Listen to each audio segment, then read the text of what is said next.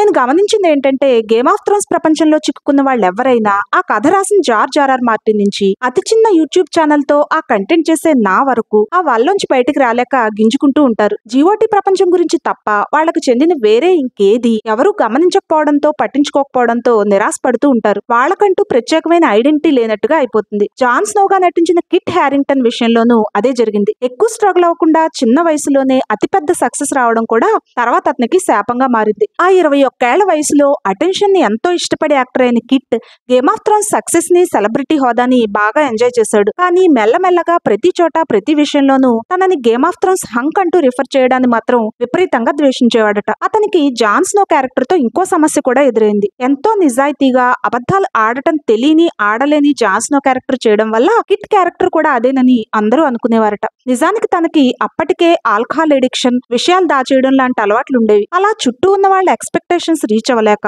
తనకి తాను నచ్చక విపరీతంగా స్ట్రగుల్ అయిన కిట్ జీఓటీ షో పూర్తవడంతోనే మెంటల్ గా బ్రేక్ డౌన్ అయిపోయాడు. అప్పుడు అతను ఏం చేశాడో మరో షాట్ లో చెప్తాను.